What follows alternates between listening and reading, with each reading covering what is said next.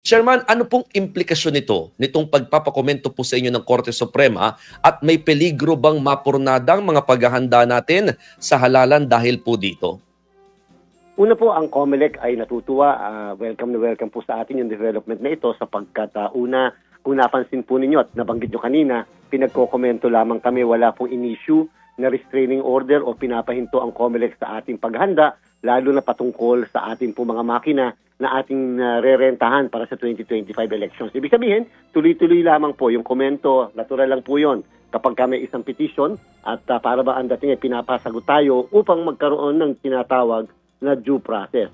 Ang maganda rin po nito, Sir Mon, dahil nga sa pumasok na yung tinatawag na pagpafile ng komento, ay at least po yung lahat ng parties sa case na ito, patungkol doon sa merits ng kaso, ay hindi na dapat magsasalita. Kung ano man yung mga nilalaman noong mismong petition, ay may papasok na po yung tinatawag na sub judice principle at para naman maprotektahan din yung integridad ng proseso na nangyayari dyan sa Korte Suprema. Opo. Pero for the record, para po manggaling po sa inyo at maipaliwanag yun lang po ng malinaw sa mga previous interview na babanggit din po ito, wala bang nilabag sa batas ang pagpresenta umano ng prototype voting machine ng Meru? Naku, napaliwanag na po natin yan, Sir Mon, at sinasabi nga natin na ang mismong terms of reference ay COMELEC ang gumawa. 11 beses natin yung ni-revise. Ibig sabihin yung drawing sa ating galing yan. Ibig sabihin, inalam natin sino ba ang may kakayanan sa gusto namin makita sa makina. Hindi yung nag-i-exist na makina at kung ano yung features nun o yung pinaka-drawing nun ay kakapokopyahin, gagayahin natin. Ako, tailor fitting po yan. Bawal na bawal po sa ating mga umiiral na batas, lalo na sa procurement law. Doon po sa inyong katanungan kung sakasakali itong kasong na-file at yung pagpapakomento sa atin ay makakadelay ba? Wala po. Magtutuloy-tuloy po ang ating paghanda at alam niyo naman, napaka-crucial, napaka-critical lang ating period ngayon.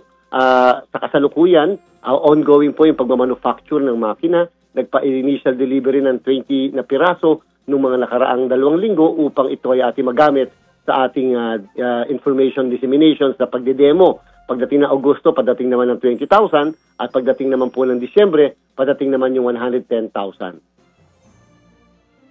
Yan, aabangan natin yan. Sir, pero kumusta na po ba ang mga paghahanda natin sa halalan in general? At kukumustahin na rin po namin, sir, yung online overseas voting. Ito po ba'y matutuloy pa rin? Ay, opo, tuloy na tuloy po yung online, yung overseas voting, yung online voting o yung tinatawag na internet voting natin. Bagamat siyempre nire-resolve pa ng ating pong SBAC. Mukhang kahapon daw po ang ating balita ay nag-issue na ng resolution ng SBAC namin patungkol sa motion for reconsideration ng na-disqualify na bidder o yung hindi pinalad na bidder. Siyempre ngayong araw na ito ay amin ang tatalakayin yung mismong merito tungkol sa naging recommendation ng aming Special Bids and Awards Committee. Noong karang linggo po, nag-discuss na kami.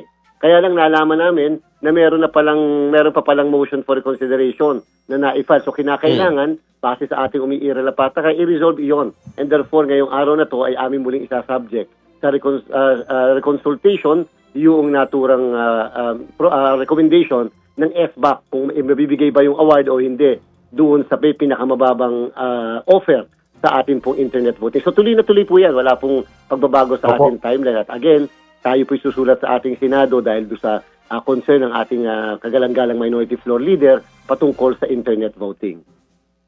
Pero nabanggit nyo nga po tuloy na tuloy. Pero will it cause delay, sir, sa mga preparations po natin sa line-up po natin ng mga paghahanda?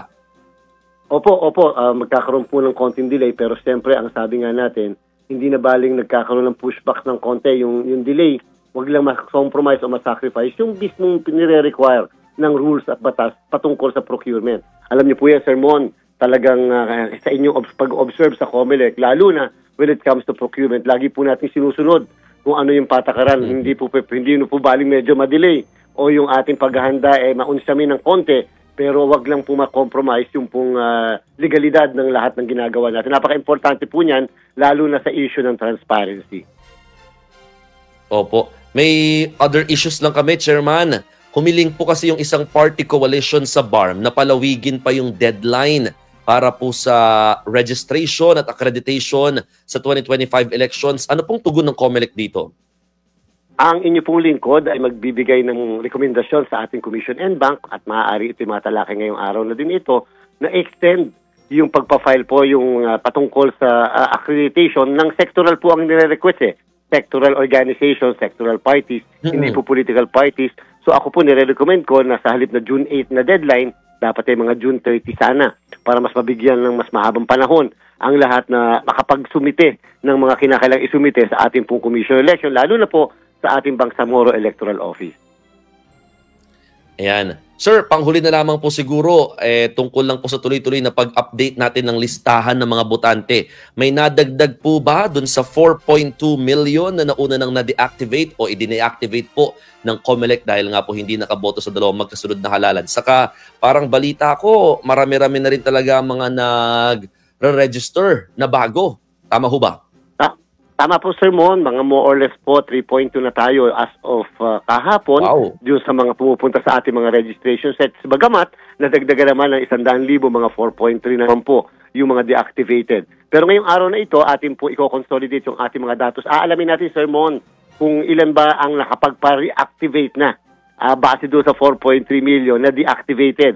Kung ibig sabihin sila ba ay sumunod o talagang tumalima sa ating panawagan na baka pwede magpa-reactivate ng kanilang registration. At siyempre, Sir Mon, sasamantalahin ko, yan yung patuloy nating panawagan na sana magpa-reactivate yung mga kababayan natin, mga botante na hindi nakaboto ng dalawang magkasunod na eleksyon ng 2022 May at ito pong December na barangay and SK election. Deactivated po kayo. Kaya kayo kinakailangan magpa-reactivate at hindi panibagong registration muli.